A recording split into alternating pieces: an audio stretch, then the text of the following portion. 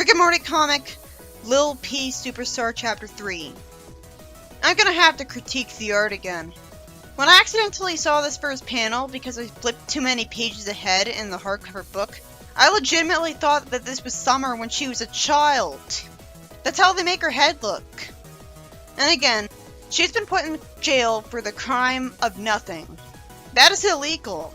So I don't know how they have a functional society. She can't actually be prosecuted for anything. Do people think she kidnapped Mr. P? No one can prove that. And both him and Summer would say otherwise. And if they literally thought she brainwashed him to want to stay on Earth, then the existence of something as overpowered as brainwashing would raise a lot of questions and plot holes about why Rick doesn't ever do it. I'm just repeating myself here, but you can't really talk about this issue without mentioning its biggest problem right from the start. Even if that requires repeating what I said last issue.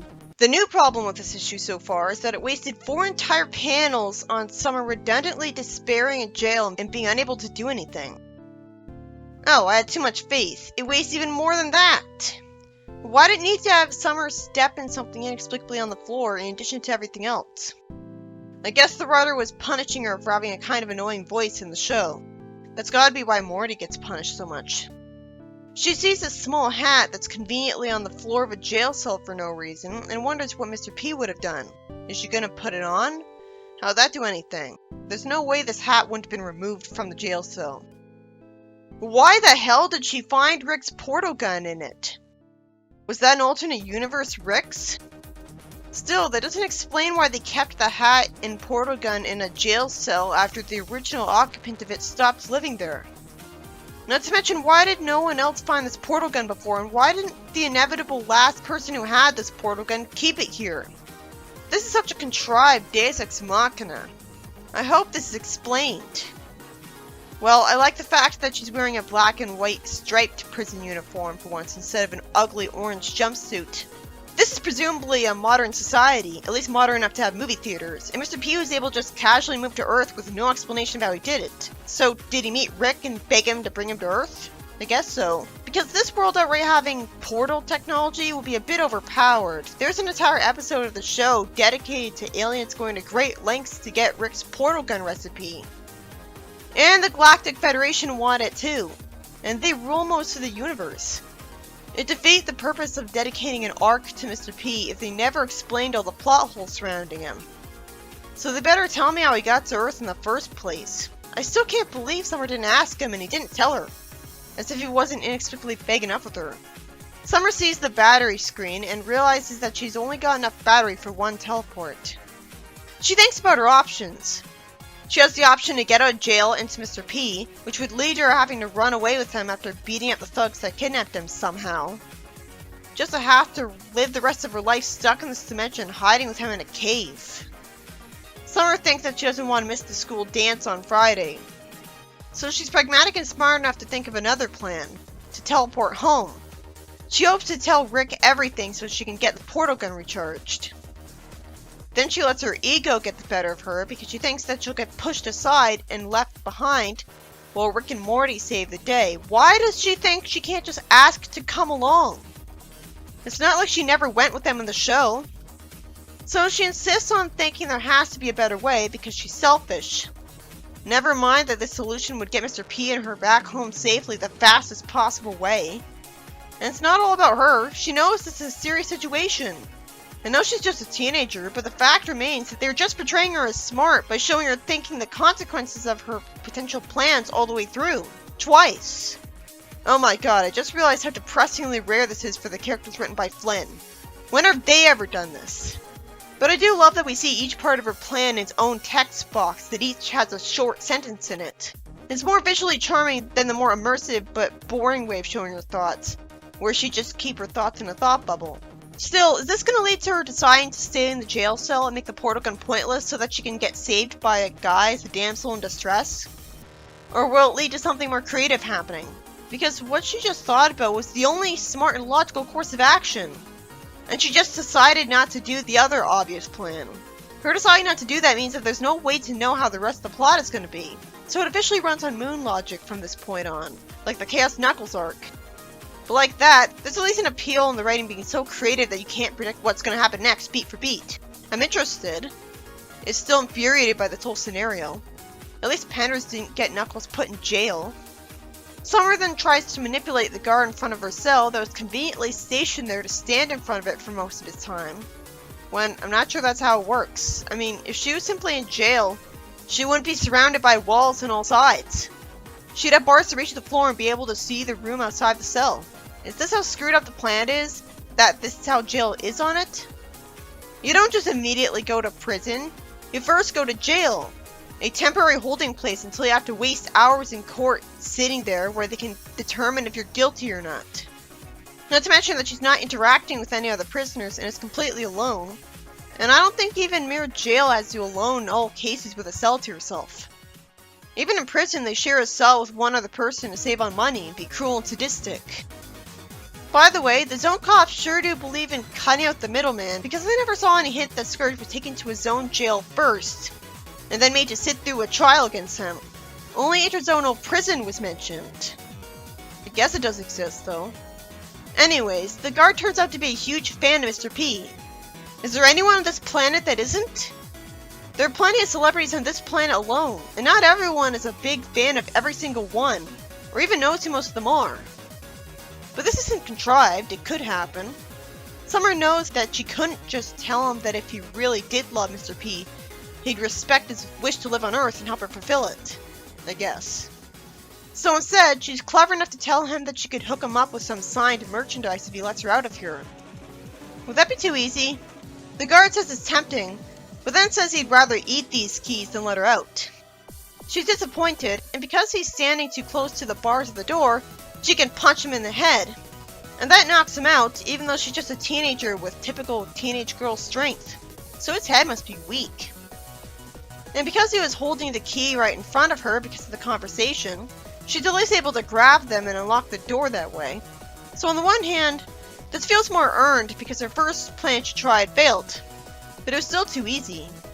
This looks like something any prisoner could try to do. You'd think that if it was that easy, everyone would do it, nobody would stay in jail. And the guard wouldn't fall for it because he would have been warned that holding her key in front of the bars is a terrible idea. That would be first day job training knowledge, not to mention common sense. I guess the reason he even has a key with him at all times is because he has to let her out sometimes.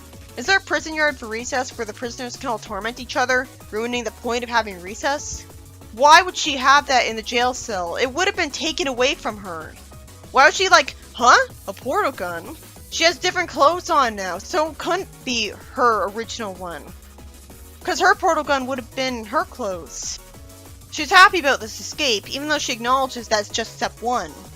If this was outright prison, she'd still have a long way to go to escape. Like having to climb a guarded fence or something. And she'd never escape.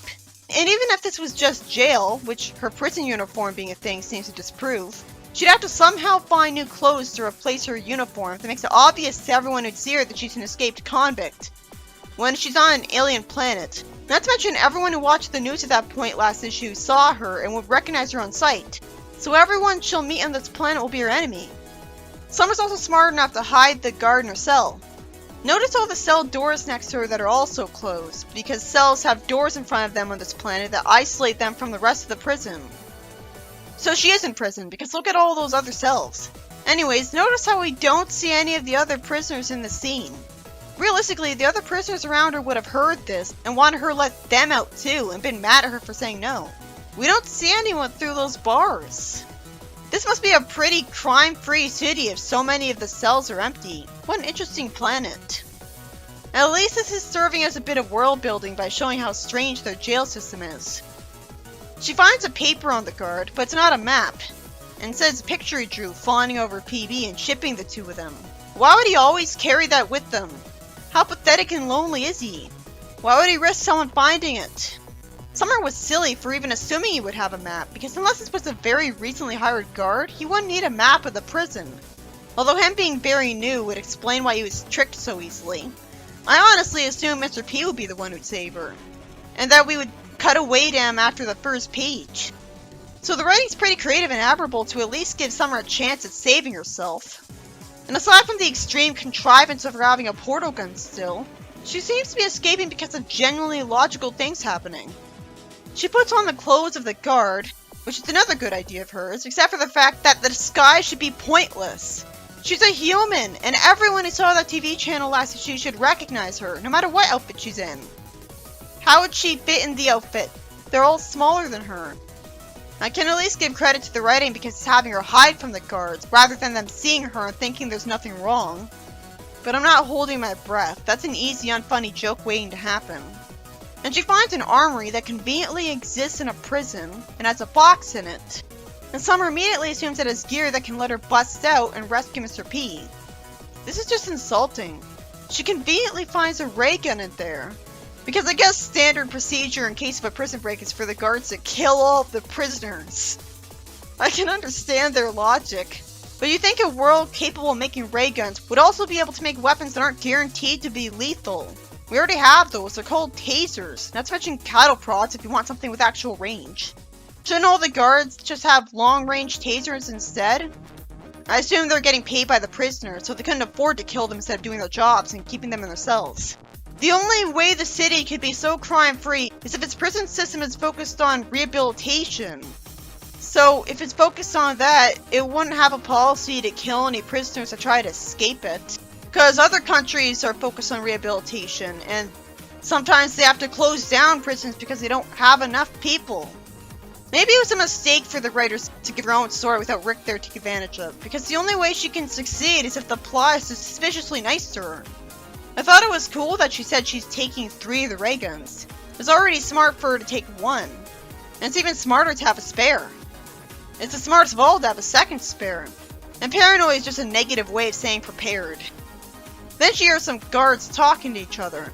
One of them asks if he's heard about the girl who kidnapped Mr. P. Again, why does everyone think she kidnapped him when he was clearly happy? Did everyone assume he had Stockholm Syndrome? He didn't look scared, so there's no way he was threatened into it. Anyways, they hate her, and one of them says that they're gonna execute her tonight. First off, how does he know this? And second, how does the other guard not know this if guards are in the business of easily finding out about this? Why would they have the death penalty if they have to have a prison system focused on rehabilitation and have that few prisoners in it? Either that, or they just have that few people in the country and that's why they have few prisoners. Also, what the hell kind of country has someone get executed in a day after being put in jail for a crime that there's no proof they actually did without a trial? Is this place just really backwards? It doesn't seem to be outdated in any other area. I can definitely compliment the artist not being so lazy that he makes every member of Mr. P's species look too much like him, out of the fear that he wouldn't look like a member of his species. Mr. P is a weird alien, not yet another Mobian on a planet Mobians, when most Mobians have to be shaped and sized pretty similarly to each other to avoid confusing you, and so the echidnas didn't have much room for variety. But this guard is much more of a circular head, and they know that keeping him yellow is good enough. They say that the planned execution will be Saw-style gruesome and be broadcast live on national TV, which is completely forced. Everyone should know that at least some people will be traumatized by seeing that, no matter who was the victim. We really didn't need to find this out. Summer was already on her way out of the prison, so there's no point in telling us about tension she's already escaped from. We know she's gonna be fine. Well, there's always a chance of her dying and being replaced by another Summer. Summer shows how moral she actually is because she doesn't want to hurt any of the guards, despite thinking of them as nerds just because she's a typical teenage girl. And that's it, they don't have glasses or anything. She just wants to save PB, because she remembers him saying she's a real friend. How lonely is she?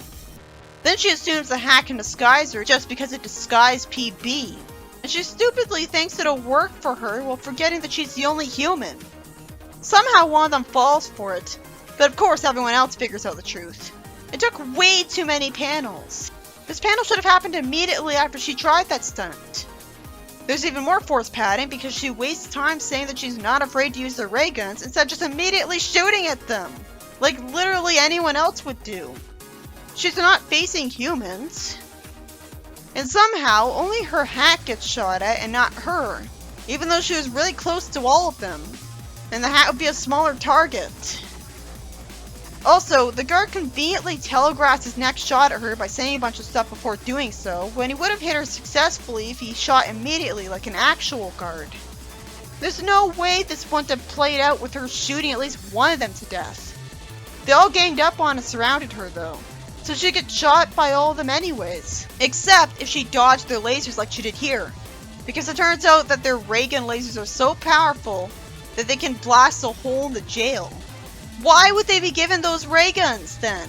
Who would make ray guns for guards that have lasers so powerful that they'll break through the walls in their own prison? Summer deserved a better story than this. Summer stupidly wastes time telling them all that she didn't kidnap Peebee and he's her friend. When everyone on this planet that we've seen is a thick-headed idiot, she should know this by now and not have the time to escape when she's talking this much. They would have shot her. Not to mention, she seems to be stepping outside towards outer space. Of course, there really is solid floor for her to walk on, so it's not literally like there's no air out here. No need spacesuits after all. She runs towards the spaceship and uses the keys inside it.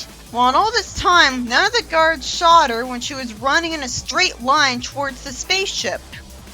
I think I would have preferred if Peebee saved her somehow. This is just too contrived. Actually, it would have been a lot better if she never met those guards at all. This plot never needed them. I assumed that she was just gonna leave the prison the same way any of the guards would, by just walking out of the exit. She does do that, but with guards behind her. Why did there have to be guards that would spot her in that exact place? The writer had those guards there for the sake of having tension and a dramatic climax, but her surviving this was too insultingly illogical to be worth it. She says that she just wants to get to her friend, saying his name. And because the spaceship is voice activated, it decides to go to his coordinates as a result, because it somehow is confident in knowing exactly where he is. Wouldn't it be creepy if the spaceship knew the exact coordinates of every individual at all times? I guess it only knows where he might be because he's a celebrity. It does make sense, but it doesn't make sense that in all the time she was talking, the guards wouldn't have hit her spaceship with their ray guns. Talking is a free action in this story. I guess the spaceship read her mind, and that's how it knew exactly who she was talking about. The story ends trying to take it seriously that she's coming for a character when she says his name that's impossible to take seriously, which is probably why they shouldn't have gone for a serious tone, while knowing how to fly the spaceship when she just acted like she couldn't. This was a patronizingly easy escape for her, as if it was all a simulation by Rick. Then it cuts to another subplot that has nothing to do with Summer. Not that I'm complaining about any of these, because I think these are the best parts of these chapters, and their saving grace. We need variety instead of just her and her contrived plot. Beth actually is following through on how Morty wanted new clothes earlier, being a considerate mother. She wants to get a new shirt for Morty, and Rick just says to get him another yellow shirt. She says that she thought it'd be fun to mix it up. If the writer knows this, why can't he tell the artist to do this all the time? In a series with a lot of guts, because it's an Adult Swim cartoon, it's weird to have all the main cast still have a limited wardrobe. There's never been any excuse for anything. At the very least, they could have pilots swap to the same clothing every time. It wouldn't take any effort and creativity to give different colors to their clothing. And I think fans would appreciate the change of pace. I'm fine with Rick always having the same outfit. The Archie comics, the regular ones with Betty and Veronica, have always had different clothes for the main characters on a regular basis, to the point where the artists had to keep up with fashion magazines to stay up to date. This is a nitpick, but a problem with a series that has no actual reason to be there, when even something as lame as Archie subverted it since the 50s. A problem like that always gets amplified when the characters actually point it out. And point out problems doesn't make them go away, it makes them a lot worse. Again, it's not actually a big deal that Morty always wears the same shirt. After all, he has such a basic design. It is a big deal that he'll never change shirts when they dedicate an entire subplot to the idea when we all know they'll never go through with it. It makes it look bad when I'm stuck wondering why they can't even make a minor change to the status quo, when this is a series that is not afraid to take risks. Anyways, the real plot begins when they hear a scream, because there's a monster attacking a regular old place for no reason. I hope this gets explained. Like, maybe a Rick or Morty from another universe sent it there to be a dick, or more likely to try to get rid of it in a careless way. Rick doesn't even question where it came from, despite being a curious genius who tried to find out why a cat could talk in the show. Instead, he just wants to leave instead of dealing with it, like his more moral and admirable daughter wants. He says this isn't their problem because it's not their monster, and says they should get Jerry and leave. Why does Beth even consider this? Why doesn't the murder-happy Rick just shoot it with his ray gun immediately? That's out of character for both of them. Apparently Jerry's in this place too, and yet isn't with them. I guess because they told him not to be with them trying to pick out a shirt for Morty, because Morty told Rick that he doesn't trust him to do so. And Rick was nice enough to listen to what Morty said and take his advice, but not nice enough to go shopping with Morty, who would be the best judge on what exact clothes he wants. So that was not only not nice, but also not smart. It'd be over with quicker if he got Morty here. Suddenly it turns out that the monster is holding Jerry. And surprisingly, Rick still says this isn't his problem, when I thought that the reason he was keeping Jerry alive all this time was to avoid upsetting his dear daughter. So if he thinks he can get away with this, why didn't he kill Jerry? Beth doesn't stand up to him, probably because she thinks there's no time, which is smart, but it's not smart to think she can take matters into her own hands. I'm guessing this is a Batman gambit where she hopes to manipulate Rick into trying to do something because now she's going to be in danger, which was the obvious thing that would happen after this right away. She looked smart if this happened and she knew it would. What could she possibly do to help? She jumps into the monster's mouth, and a pop sound effect is shown, and a yellow flash of light appears behind the hand of the monster that's not holding Jerry. And he screams, and because his mouth is open, she's able to jump out while holding a balloon that conveniently is there to slow her descent. I guess Jerry had that balloon. So, did she attack the monster's insides, and that's... Well, that doesn't explain why it opened its mouth for her. But doesn't explain why it didn't chew on her and immediately kill her with its teeth. I guess it makes sense that it wouldn't have had the time to think to do that. Okay, so this is confusing at first, but actually makes sense. It makes Beth look like an admirable hero. We need more of those in Rick and Morty. She was even brave enough to do this to save her husband when it would get her covered in gross green slime. That's especially admirable and selfless. No wonder she became a surgeon. And the monster collapses, and Jerry reveals that he thinks the monster was calling Rick's name. Wait, why? How? I thought it couldn't talk. Wouldn't it have just tried to talk instead of being evil for no reason like a mindless monster and avoided all this conflict? Was the monster calling out for Rick like it knew him because... well, why? Why doesn't the story answer any of my questions with it? It's not Sonic. It could have been sent to Rick to try to kill him, or teleported to Rick itself. Either way, it had to be from another planet. And who knows which Rick it's really associated with. But the fact that it threatened Jerry instead of Rick is even more confusing. It knows Rick, so it's not just any old mindless monster. But then why'd it bother Jerry? Why'd it come here? I guess we'll never know.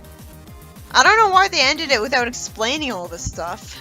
How did Beth's mere punches to the inside of its body as a human make it collapse and make Jerry immediately jump to the conclusion that they don't need to deal with it anymore? Beth's victory shows how you portray a weaker person succeeding in a way that makes sense, and is therefore satisfying. Summer's victory is at least a relief, but it's too contrived to be all that respectable because I know how ridiculously lucky she got. I assumed she'd be rescued, and that would have made more sense than the guards not killing her after they spotted her, and her not killing them. She could have just run out of the prison right away and kept things simple. Even then, why was there only one spaceship? Logically, if there's so many guards, and the spaceship is so small that it seems like it has only room for her, and it conveniently reminds you of Rick's spaceship, wouldn't she be chased by a ton of other guards and spaceships too? Why did she have a portal gun in her cell when there's no reason to be here? How is the guard stupid enough to hold his key in front of the bars of a prisoner? Why was she sent to an outright prison instead of a jail without a trial? And it's the emptiest prison in the world, apparently. At least it's an alien planet can explain the last sentence, but it should have at least been lampshaded. I have a question. We learned in an earlier short story that Rick has an alarm set to go off every time someone takes a joyride with his portal gun, so that he can immediately teleport to them. It's already ridiculous that every Rick wasn't smart enough to do this the second they made a portal gun, so he should be able to do this already. I guess in universe, that story happens after this one. Because otherwise, Rick should have just teleported to Summer. Rick should have just immediately teleported to Summer. And the story arc would have been much better for it. Not to mention much shorter. And out of universe, I guess the one who wrote this arc didn't read that story. But that's unacceptable for a comic book because comics have continuity as their main appeal.